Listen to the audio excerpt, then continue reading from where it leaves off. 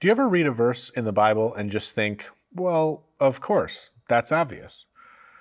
This happened to me with our verse this week, and I would encourage you as you listen to not just tune it out because the verse seems obvious. Our verse for this week is Proverbs 3:27, which says, "Do not withhold good from those who deserve it when it is in your power to help them." Of course, right? Do good to those who deserve it when you can. No brainer. Tip the waiter extra when they've done a great job. Give a gift to your kid's teacher if they've done a good job teaching them this year. Give a discount to first responders and veterans to honor their service. No one would argue with the truth of this message. And I'd say that this verse is a very good baseline for how pretty much all people should be living. But I think where we sometimes run into an issue is with that word deserve.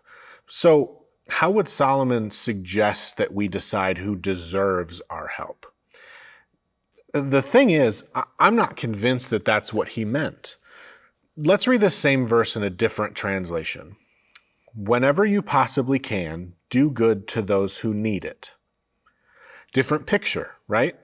Whenever you can, do good to those who need it. That could literally be anyone. This is illustrated in the next verse as well. Do not say to your neighbor, "Come back tomorrow and I'll give it to you," when you already have it with you. We see the concept of neighbors discussed a lot in Scripture, and it always refers to anyone we could come in contact with.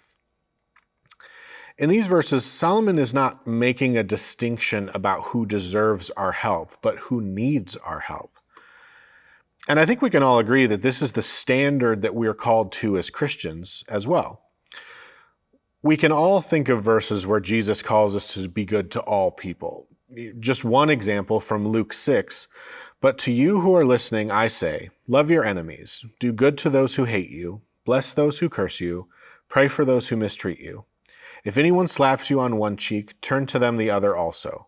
If someone takes your coat, do not withhold from them your shirt.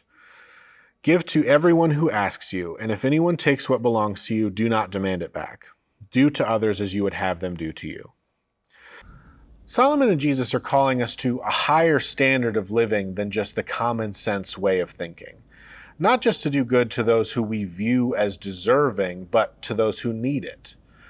So, as you go about this week, keep an eye out for those who need your help, whether or not you think they deserve it. Have a great week.